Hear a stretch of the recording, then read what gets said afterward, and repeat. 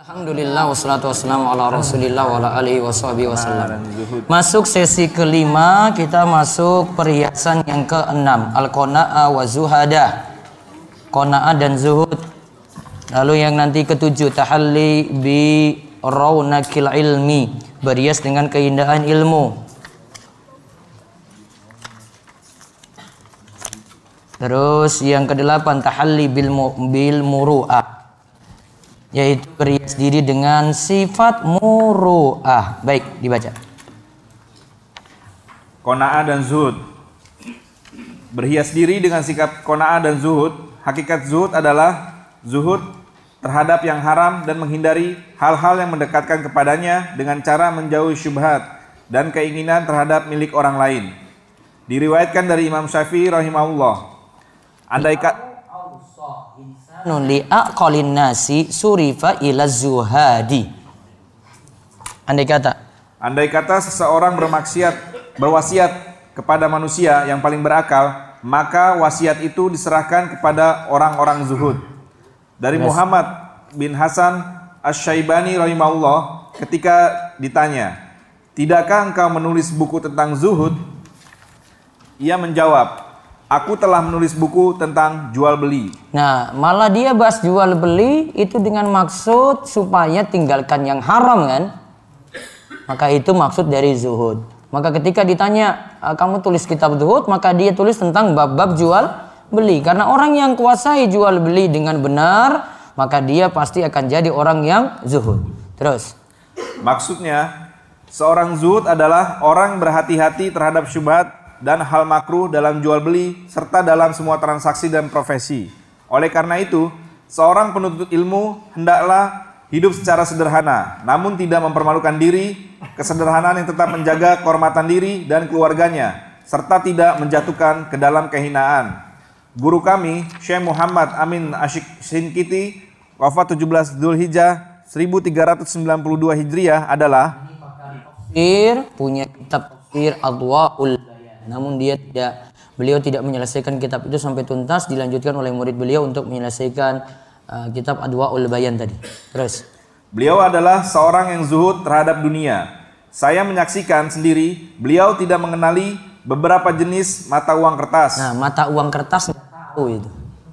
Jadi uang real Saudi, ya, dia nggak tahu kalau itu uang real atau uang apa gitu, dia nggak paham. Terus. Beliau pernah bertutur langsung kepada saya.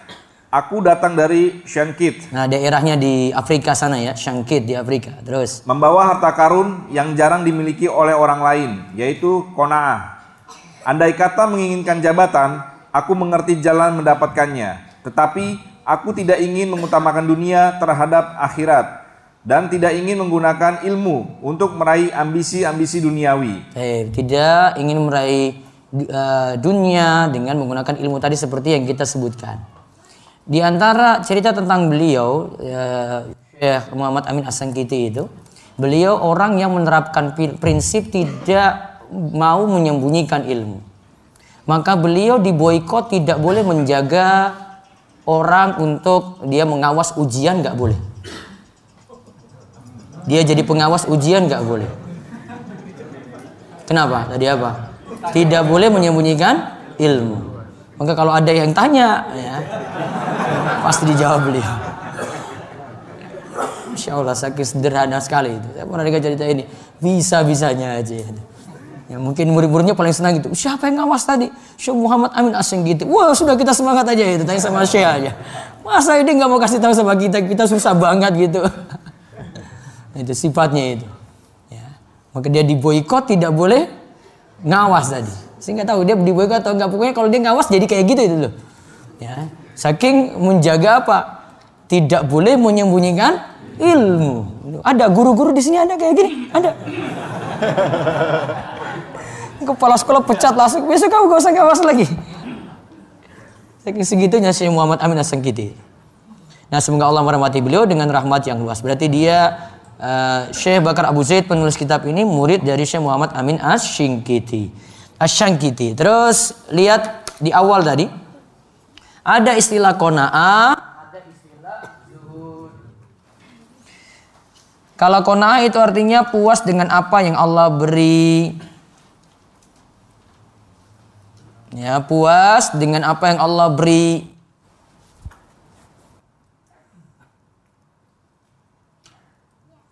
Berarti dia hidup sesuai dengan levelnya. Kegampangannya itu. Kalau pahamkan pada orang, kalau qanaah itu hidup sesuai dengan levelnya masing-masing. Level ada yang levelnya itu gaji 1 juta, maka dia hidup dengan level gaji 1 juta. Jangan bergaya dengan orang yang levelnya 5 juta. Akhirnya kalau dia seperti itu, jadinya apa? Utang. Dia utang 4 juta tiap bulan. Yang tadi 5 juta, hiduplah dengan level itu. Jangan hidup dengan orang yang punya level 10 juta, 15 juta. Akhirnya kalau paksakan, jadinya apa? Utang lagi. Yang 15 juta juga, jangan bergaya dengan orang yang kehidupannya itu levelnya 100 juta. Biasa, masing-masing bisa menempatkan diri. Puas dengan apa yang Allah beri. Itu kunci, itu dan ini kunci untuk bisa lunas utang. Itu qanaah dulu. Jadi nggak usah kasih solusi bayar utangnya dulu, qanaah dulu. Kalau qanaah nggak ada, nggak mungkin utang lunas. Betul nggak? Coba kasih solusi dibayar utangnya coba. Wong dia nggak pernah puas kok, besok nambah lagi kok. Kalau nggak si suami yang nambah ya istri. Ada yang suaminya diam-diam berutang, istri nggak tahu. Ada yang istrinya berutang, suaminya nggak tahu. Ada. Akhirnya ketika ditagih-tagih baru ketahuan. Ternyata sudah punya 20 kartu kredit misalnya. Nah, zuhud, kalau Syekh Bakar Abu Zaid tadi katakan ya, tadi coba lihat zuhud. Meninggalkan yang haram dan menahan diri dari perkara syubhat. Juga mengharapkan apa yang ada pada orang lain. Maksudnya juga tidak mengharapkan apa yang ada pada orang lain. Namun ini pengertian yang kurang lengkap. Dan kurang membedakan dengan istilah wara' ya. Dan juga tidak mengharapkan apa yang ada pada orang lain. Zuhud yang lebih tepat ada pengertian dari Ibnu Taimiyah. Nanti dibedakan dengan wara'. Beliau pernah mengatakan demikian. Ibnu Taimiyah katakan az-zuhudu tarku ma la yanfa'u fil akhirati wal wara'u tarku ma takhafu dararahu fil akhirati. Zuhud itu meninggalkan yang tidak bermanfaat di akhirat. Meninggalkan hal yang tidak bermanfaat di akhirat. Atau meninggalkan hal yang tidak bermanfaat untuk akhirat.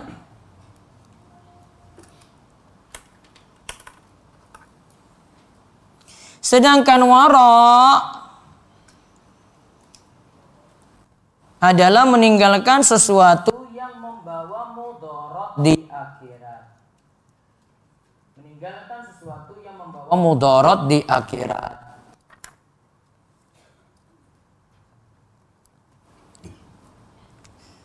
Lantas ketika Ibnu Qayyim menyampaikan ini dalam Madarijus Salikin, beliau katakan, itulah pengertian zuhud dan wara' yang paling bagus dan paling syumul dan paling mencakup.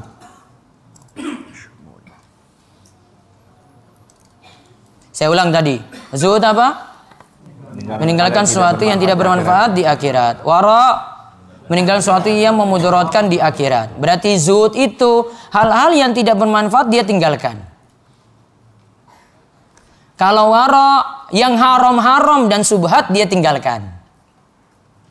Saya ulang, zuhud berarti meninggalkan hal yang tidak bermanfaat. Kalau wara' meninggalkan yang haram maupun yang syubhat. Levelnya, kesimpulan dari ini, levelnya yang lebih tinggi itu orang zuhud. Di bawahnya itu apa? Wara'. Jadi waktunya nggak habis sia-sia gitu. Waktunya untuk hal yang manfaat. Ya, kalau dia dengan hal mubah iseng aja ya mungkin aja gitu, nggak berlebih-lebihan dengan yang mubah tadi. Ya nggak berlebihan dengan yang mubah. Tidur ya secukup dia tidur gitu. Mubah kan? Tidak berlebihan untuk yang mubah tadi. Nggak tidur dari jam 6 maghrib sampai jam 6 pagi gitu kan. 12 jam. Tidak berlebihan itu. Kecuali kalau memang dia butuh istirahat, butuh rehat. Namun ada catatan penting tentang zuhud. Zuhud itu tidak identik dengan miskin. Orang zuhud bukan berarti kere. Atau orang zuhud itu bukan berarti pakainya compang-camping. Jadi kalau kelihatan itu gamisnya lusuh, pecisnya pecis lawas gitu. Wah, zuhud banget itu. Bukan identik kayak gitu, bukan. Justru kita disuruh tampakkan nikmat Allah lewat lahiriah kita, penampilan kita kan, disuruh tampakkan itu. Yang penting kan bukan kesombongan. Dan itu termasuk tahaddus bin nikmatillah. Wa amma bi nikmati rabbika fahaddis. Adapun dengan nikmat Rabbmu, tampakkan itu, bicarakan itu, tampakkan. Yang mampu berpakaian gini ya, tampakkan itu.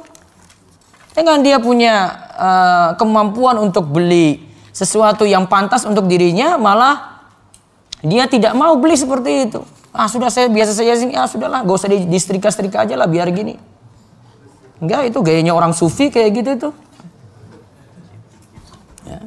Dan sufi zaman modern juga ada, zaman sekarang ini ada sufi modern itu, yang keliling-keliling itulah, yang keliling-keliling itu.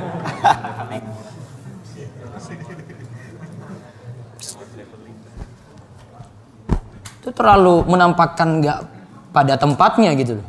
Kecuali kalau dia orang pas-pasan gitu. Tampakkan. Coba lihat apa yang dikatakan oleh Imam Ahmad. Ini dinukil oleh Imam Ibnul Qayyim. Imam Ahmad pernah berkata mengenai zuhud di dunia. Dia katakan itu adalah qasrul amli. Sedikit angan-angan. Jadi angan-angannya nggak panjang gitu. Kata Imam Ahmad. Dia tidak berpanjang angan-angan, tidak berpanjang angan-angan. Dalam riwayat lainnya disebutkan ketika mendapatkan sesuatu tidaklah terlalu bergembira, ketika luput dari sesuatu tidaklah bersedih. Kalau dapatkan gak terlalu bangga banget, kalau tidak dapat ya gak terlalu nangis banget gitu. Lantas Imam Ahmad pernah ditanya, gimana kalau seorang punya uang 1.000 dinar? 1.000 dinar itu 2,5 M kalau dirupiahkan. 1.000 dinar. Beli bakso berapa porsi itu? Sak Gunung Kidul cukup lah ya pokoknya itu ya. Semua penjual bakso Gunung Kidul dibeli gitu misalnya. Nah, 1.000 dinar dia punya. Ditanya pada Imam Ahmad, apakah orang ini dapat disebut zuhud? Maka Imam Ahmad jawab, "Naam. Ala syarito alla yafroha idza zadat wala yahzan idza naqasat." Iya, bisa saja asalkan dia tidak terlalu berbangga ketika bertambahnya harta. Artinya hartanya tambah, tidak jadi sombong banget, tidak bertambah sombong. Dan kalau itu berkurang, maka tidak terlalu bersedih. Berarti maksud Imam Ahmad, orang miliarder pun bisa disebut zuhud. Bisa jadi dia datang dengan mobil super mewah. Namun dia orang yang zuhud. Bisa. Kata Imam Ahmad tadi, ala syarita, dengan syarat nih. Dia tidak jadi tidak seperti itu, tidak sombong kalau hartanya bertambah, tidak bersedih kalau hartanya itu berkurang. Kemudian tadi disebut qanaah. Bahasa kita itu adalah, bahasa Jepangnya adalah nerimo ing pandu. Jawa. Ya, apapun yang dia diberi gitu, ya menerima segala pemberian lah. Tadi yang saya katakan, hidup sesuai dengan level masing-masing. Nah, maka penuntut ilmu jadi orang yang qanaah, jadi orang yang zuhud. Ingat ya, kalau zuhud tadi pengertiannya tidak berlebihan untuk hal-hal mubah. Terus yang ketujuh, berhias dengan keindahan ilmu. Bahasa Arabnya itu at-tahalli bi raunakil ilmi. Baca. Berhias dengan keindahan ilmu. Berhias dengan keindahan ilmu yaitu sikap dan perilaku baik yang meliputi ketenangan, kewibawaan, kekhusyuan, ketawaduan, serta konsistensi di jalan kebenaran dengan membangun keadaan lahir maupun batin serta meninggalkan hal-hal yang bertentangan dengannya. Diriwayatkan dari Ibnu Sirin rahimahullah, ia berkata, para sahabat dahulu mempelajari adab perilaku sebagaimana mereka mempelajari ilmu. Kanu yata'allamunal hadiyah. Al-hadiyah maksudnya al-adab. Mereka itu mempelajari adab sebagaimana mempelajari ilmu. Maka sebagian ulama itu katakan ta'allamul adab qablal ta'allamul ilma. Pelajarilah adab sebelum engkau itu mempelajari ilmu. Dan juga sebagian itu katakan kalau mempelajari adab maka ilmu itu jadi cepat paham. Maka rata-rata orang yang sukses dalam belajar itu adabnya dia jaga. Ya, adabnya dia jaga. Maka yang ketujuh ini maksudnya adab-adab dia itu perhatikan. Nah, bahasa bebasnya seperti itu. Lanjut lagi. Diriwayatkan dari Raja bin Haywah rahimahullah, ia berkata kepada seseorang, sampaikan hadis kepada kami, tetapi jangan kau sampaikan hadis dari seorang yang pemalas maupun yang suka mencela. Kedua atsar tersebut diriwayatkan oleh Khotib dalam Al-Jami. Ia berkata, seorang penuntut ilmu hadis hendaklah menghindari permainan, perbuatan sia-sia, dan perbuatan tidak pantas di majelis-majelis dengan berbuat konyol, tertawa terbahak-bahak, banyak melucu, serta selalu dan sering bercanda. Bercanda boleh dilakukan sekali saja, tidak sering, serta tidak keluar dari batas kesopanan dan metode belajar. Adapun bercanda yang dilakukan terus-menerus, sering dan konyol akan menyebabkan hati sakit dan mendatangkan keburukan. Hal ini adalah tercela. Selain itu, terlalu banyak bercanda dan tertawa menjatuhkan harga diri dan memudarkan citra baik sebagai seorang pelajar. Sebuah ungkapan mengatakan, barang siapa banyak melakukan sesuatu, maka ia dikenal dengannya. Nah, berarti kalau dia banyak tertawa, berarti dia dikenal dengan ya sikapnya seperti itu. Orang tahu itu dia bukan penuntut ilmu, dia pelawak dia itu. Ya. Sama seperti kalau ustadz cuma guyon terus, itu bukan ustadz, itu pelawak aja itu. Maka man aksara min syai'in urifa bihi. Siapa yang tingkah lakunya seperti itu terus, maka akan dikenal dengan itu pula. Ya, maka dikenal dengan itu. Kalau dia itu memang kesehariannya itu belajar, orang tahu, oh dia itu penuntut ilmu sejati itu. Berarti kalau dia kegemarannya itu main-main terus, live, ya main-main terus, ya berarti dia itu memang orangnya suka main-main terus. Abas berarti lakukan yang sia-sia terus. Maka jaga sikap ini, jaga adab-adab. Jadi ketujuh itu sebenarnya bahasa bagusnya berhias dengan adab-adab mulia. Berarti ada adab-adab yang sudah disinggung di sini yang tidak bagus. Berarti sini banyak bermain, lakukan perbuatan sia-sia, ya kan? Lakukan perbuatan konyol, ya, kerjain teman gitu. Masuk prank gitu, masuk gitu. Nggak ada anak ngaji itu jadi YouTuber prank itu, nggak ada itu. Jadi prank-prankin temannya gitu, atau bikin prank dalam majelis gitu. Nggak ada. Sembunyikan sendal temannya gitu, nggak ada. Itu masa kecil kamu aja itu. Nggak ada kayak gitu. Jaga adab, konyol-konyol enggak. Kerjain orang enggak. Terus tertawa terbahak-bahak, banyak melucu, sekadarnya ya. Ya cuma seperti bumbu gitu, ini kurang sedikit ditambah gitu. Untuk selingi saja. Serta selalu dan sering bercanda. Ini kalau bercandanya berlebihan. Nah, kata Syekh di sini, bercanda boleh dilakukan sesekali saja, tidak sering-sering. Serta tidak keluar dari batas kesopanan gitu. Ya, berarti kita rinci di sini. Berarti yang adab tercela. Kalau tadi kan ya kan? Adab tercela berarti satu apa tadi? Menghindari banyak main. Banyak main ya. Dua, perbuatan sia-sia. di antara manfaat kita itu nyatat itu lebih melekat dibandingkan cuma dengar saja loh. Walaupun nantinya catatan tadi dia tinggalkan gitu, nggak baca lagi. Rata-rata kayak gitu kan, catatan dibiarkan aja kan. Namun itu sudah lekat dibandingkan cuma jiping aja. Tahu jiping? Ngaji kuping, ya itu. Tak singgung-singgung aja pokoknya, kena aja ini. Ora peduli saya. Terus yang ketiga, perbuatan tidak pantas di majelis, perbuatan konyol. Ya, perbuatan konyol gitu. Kalau dulu waktu kecil temannya pakai sarungnya dipelorotin itu, tarik begini wah. Wah, ada anak ngaji kayak gitu kerjain temannya lagi gitu, nggak boleh. Sama juga dengan simba-simba ini kalau di DS tuh main guyon-guyon terus berlebihan, nggak boleh. Sudah jaga adab lagi. Kalau ikut kajian ini berarti wis sudah tobat itu juga hari ini juga. Tahu biasa nyaur-nyauri ustadznya, ustadz, wah betul ustadz, betul itu, wah saya ini stop. Nah. Kemarin belum masuk pelajaran adab. Nah. Sayangnya kalau nggak hadir gitu loh.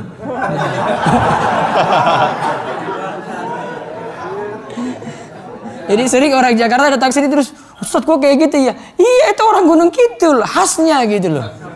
Ya ada belum masuk, nanti tunggu pelan-pelan. Ada waktunya disampaikan gitu loh. Mungkin kayak gitu, main potong saya aja gitu.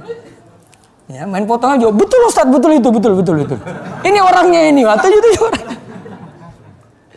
Kalau nanya itu bisa nunjuk orang loh itu kalau nanya itu. Ustadz teman saya ini Ustadz kemarin nih itu. Nunjuk langsung. Kemarin dia puasa beduk Ustadz. Ini dia tunjuk orang tua juga, orang tua. Puasa beduk, puasa setengah hari. Dia tunjuk orang langsung. Ustadz ini Ustadz, cuma gara-gara cari pakan di Bantul ini. Nah, saya cuma geleng-geleng aja, ya Allah. Sudah jatuhkan teman, tunjuk lagi. Jadi yang konyol-konyol dikurangi. Gitu. Sudah tahu adab. Terus tertawa, terbahak-bahak. Atau tadi ya banyak bercanda. Banyak bercanda, cuma bercanda seperlunya saja. Nah itu orang yang keluar tuh, dengar itu. Dia takut dalam. Kalau di dalam harus dipotong saya nanti itu. Alhamdulillah di luar itu. Mudah-mudahan nyampe, sound systemnya nggak mati di luar. Nah itu, contohnya adab tercela banyak main, lakukan perbuatan sia-sia, perbuatan konyol, banyak bercanda gitu. Dan kadang ini adab juga sebenarnya. Ini karena tadi saya bilang kan dalil adab itu kan bisa naluri tabi'i ya, tabi'i. Itu bisa orang nganggap itu nggak baik. Contoh ini saya belajar kemarin ada acara public speaking saya belajar. Dia katakan baiknya kalau nyatat itu nggak di gadget, nggak di HP, nggak. Dia pernah cerita kalau saya dulu ini jadi wartawan nih. Saya wawancarai seseorang terus saya pakai BlackBerry saya dulu zaman dulu BlackBerry. Saya ketik langsung. Ya, yang diwawancarai dia bilang, Mas, dengerin saya dong. Ya, saya lagi ngomong nih. Enggak Pak, saya lagi catat juga nih, lagi catat. Berarti menurut persepsi orang kalau orang itu nyatat di HP, ya, dia itu nggak serius. Ya, walaupun cuma persepsi beberapa orang aja gitu. Namun kalau ada catatan lebih bagus, ya catat di tempat yang lain gitu lebih bagus. Contoh aja, saya baru sadar kemarin, oh iya betul juga dia bilangnya. Ya. Padahal ini orang umum nih, orang awam nih, bukan orang ngaji nih. Dia saya bilang seperti itu. Ya, maka kalau lagi bicara juga demikian, gitu. Lagi bicara, nanggapi itu denger. Nah.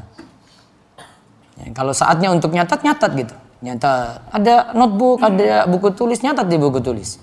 Itu lebih berfaedah, walaupun nanti catatannya ditinggal gitu. Ya. Terus beliau lanjutkan lagi di bawah, ada belum dibaca? Ya, oleh karena itu, hindarilah kesalahan tersebut dalam berteman maupun berbicara. Sebagian orang bodoh mengira bahwa banyak bercanda merupakan wujud kemurahan hati. Diriwayatkan dari Ahnaf bin Qais, ia berkata, jauhkan majelis-majelis kita dari pembicaraan tentang wanita dan makanan. Tuh, dengar itu. Tentang apa tadi? Wanita dan makanan. Wanita apa nih? Seputar apa ini? Kalau jomblo itu ya lihat akhwat mau ta'aruf nggak jadi-jadi. Ya, itu. Kalau makanan apa? Hah? Mukbang itu mukbang, tahu kan? Kuliner gitu. Ya. Namun yang wajar-wajar saja sini. Ini terutama yang saya pengen singgung itu yang zikron nisa ini. Nyebut-nyebut perempuan nih. Kalau yang sudah nikah apa bicaranya tentang perempuan, Pak? Ta'adud. Apa? Ta'adud. Ya. Ta'adud tahabu gitu. Ta'adud lah supaya kamu dicintai gitu ya. Ta'adud mah piring-piring pecah kalau bagi yang belum siap gimana coba? Mana yang lebih maslahat? Mbok mikir-mikir. Ya, jadi lihat kesiapan begitu. Ya, kesiapan mental karena nanti beban bertambah begitu. Maka jangan tanya-tanya dengan saya kalau kayak gini bahas dengan saya. Oh saya ya bukan anti sih tapi ya mikir-mikir. Jadi kurangi bicara perempuan, apalagi ada masuk di grup-grup nggak bermanfaat gitu. Ini sudah bicara katanya ini majelis ilmu syar'i, namun kalau bicara perempuan tuh langsung semua keluar dari grup itu, langsung oh iya betul ini betul. Padahal tadi keep silent semua, di mute semua itu. Dan pas ini, ini semangat ini belum, so harian gak rampung. Ternyata pas nggak ada istrinya baru dia berani. Kalau pas istrinya diam-diam kalem aja. Nah itu contoh di sini. Terus dalam tulisan Amirul Mukminin. Dalam tulisan Amirul Mukminin Umar bin Khattab radhiyallahu anhu yang dikenal sebagai seorang al-muhaddats dan al-mulham tentang peradilan dinyatakan barang siapa berhias dengan sesuatu yang tak dimilikinya niscaya Allah mempermalukannya. Nah dia tidak berhias dengan adab ya nanti suatu waktu dia akan jadi malu gitu apalagi dia seorang penuntut ilmu. Lihatlah penjelasan tentang pernyataan beliau tersebut ditulis oleh Ibnul Qayyim dalam I'lamul Muwaqqi'in. Ada satu poin pembahasan nanti poin ke-8 ini bagus sekali. Itu tentang namanya muru'ah. Muru'ah. Berhiaslah dengan muru'ah. Saya lebih senang terjemahkan muru'ah karena nanti pengertiannya beda dengan kalau kita katakan sopan nanti ada pembahasan khusus di sini. Ada istilah khusus untuk muru'ah ini. Insyaallah kita bahas pada sholat Jumat. Nanti jam 1 setelah makan siang bismillah baru setelah itu kita ke rekreasi ke pantai insyaallah. Baik, demikian karena waktu Jumatan nanti azan dan khotib naik mimbar jam 12 teng. Jam 12 pas maka siap-siap bisa gunakan kamar mandian di bawah untuk mandi jika ingin mandi atau belum mandi. Dan kamar ini yang di atas 4 kamar mandi ini cuma untuk keperluan buang hajat saja. Allahu a'lam bissawab. Demikian kita cukupkan, kita tutup dengan doa kafaratul majlis. Subhanakallahumma bihamdika asyhadu an la ilaha illa anta astaghfiruka wa atubu ilaik. Assalamualaikum warahmatullahi wabarakatuh.